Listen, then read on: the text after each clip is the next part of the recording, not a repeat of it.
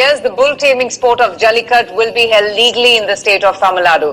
Now, an ordinance drafted by the state government and approved by the state governor has, literally sidestepped the ban placed on the sport by the Supreme Court after massive protests were witnessed, especially on Chennai's Marina Beach. And to talk about this, we are joined in the studio by Pradeep Kumar, who's an activist, who's an advocate for Jallikattu. We have Anupam Tripathi, who's a lawyer and a consultant and an advocate with the Supreme Court. He's also an animal rights activist and has played a very important role when this case came up in the Apex Court. I'm also joined by lawyer with the Supreme Court, Mr. Sen Gupta. Thank you so much. Amends that. Let me come to you, Mr. Tripathi. Who amends the Prevention of Cruelty to Animals Act?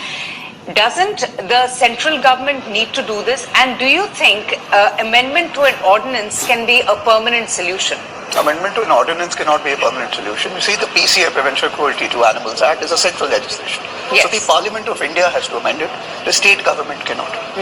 This ordinance is just a stopgap arrangement. I believe it is a political stunt. Ultimately, even the ordinance has to stand the scrutiny of the Supreme Court. Sure. And I believe, owing to the 2014 judgment and the fact that another judgment of the Supreme Court is already reserved on Jallikattu, I don't think this ordinance is going to stand that test of the Supreme Court, because the Supreme Court has always held that Jallikattu is by and large inherently cruel to the bulls.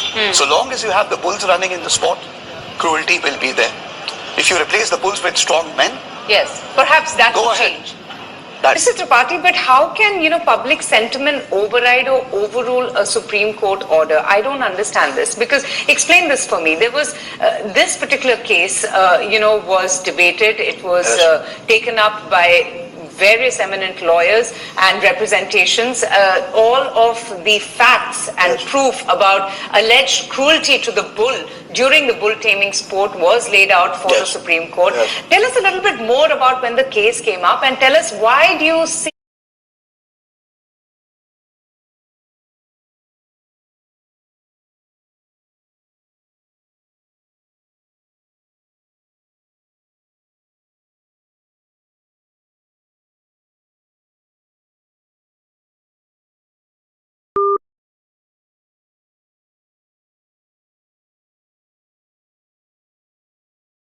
this anger, this building anger or frustration against PETA alone? Because the Animal Welfare Board of India was also part of, the petitions against the bull taming sport. yes. See, in case came up, and tell us, why do you see this anger, this building anger or frustration against PETA alone? Because the Animal Welfare Board of India was also part of, the petitions. Mr. Tripathi, but how can, public sentiment override or overrule a Supreme Court order? I don't understand this, because explain this for me. There was this particular case, was debated. It was taken up by various eminent lawyers and representations. All of the facts and proof about alleged cruelty to the bull during the bull taming sport was laid out for the Supreme Court. Tell us a little bit more about when the case came up, and tell us, why do you see this anger, this building anger or frustration against PETA alone? Because the Animal Welfare Board of India was also part of, the petitions against the bull taming sport. Yes. See, in 2014, when the Supreme Court went on to pass this judgment, both sides had contested very heavily, right? Now, evidence was presented in the Supreme Court, which was by and large evidence done based on investigations by PETA, and those evidence revealed that there was high amount of cruelty involved in the sport. For example, there was, there was tail biting, there were pocket knives and used, all of that was documented. Yes, it was all documented. There was spice rubbed in the eyes of the bulls. See, the idea is, please understand, these bulls naturally are not animals that are going to be aggressive, that are going to be running like mad, and people are going to be, embracing them or whatever. Naturally, they are docile. You have to create a circumstance in their holding area in Jallikattu to provoke them. That's what is done. They feed them with alcohol, they rub spice in their eyes, they twist their tails and things like that. And then the bull gets into what they call a flight or a fight mode. These are two responses. When the bull is in panic, extreme cruelty is committed on it, and then it runs like mad, and people then try and embrace it. They call it embracing, though frankly, there are 50 people jumping on a bull and further scaring it. All this was gone into by the Supreme Court, and finally what the Supreme Court said was that a welfare legislation like Prevention of Cruelty to Animals Act ensures that the animal is protected. The animal comes first, right? and ultimately went on to pass a judgment, finding that the sport was inherently cruel to the bull. Now, until and unless you remove the animal from the sport and maybe replace it with people. Which in fact a bench of, Justices Deepak Mishra Yes. and Mr. Nariman Correct. said that the very act of taming a bull to perform in an event runs counter to the concept of welfare of the animal, which is the Absolutely. basic foundation of Absolutely. the Prevention of Cruelty to Animals Act. Absolutely. Pradeep, I know you want to step. The complete ban should not happen. All right. Avantika, I'd All like right. to make a point here. Yes, It's very very important. quickly. You see, regulation was tried 2014 as well for 3 years. For 3 years. It failed. Then the Supreme Court judgment came. Again, they tried for regulation in the last notification of the central government, 7 January 2016, which we challenged and got a stay against it. Now a judgment is awaited. There too, the central government has asked for regulations, that we can regulate the sport. But by and large, like I said, a sport which is inherently cruel to the bull, unless and until you remove the bull from the sport, you cannot regulate it, is what my All right. take is.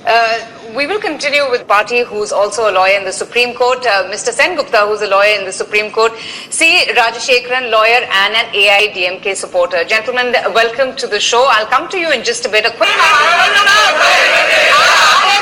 Okay, we'll just fix the audio with Mr. Sen Gupta. But coming to you, Mr. Tripathi, do you think that a move like this is constitutionally invalid? Because an ordinance usually is brought about under circumstances of, pressing nature that requires immediate attention, which requires immediate action as well. No, this is a move which is popular. Okay. May not necessarily be constitutionally invalid. Okay. It may be valid. Having said that, like I said, if ultimately the sport is, as it has been recognized, to be inherently cruel to the bulls, and no efforts are made, or rather until and unless you remove the bulls from the sport, it will continue to be cruel.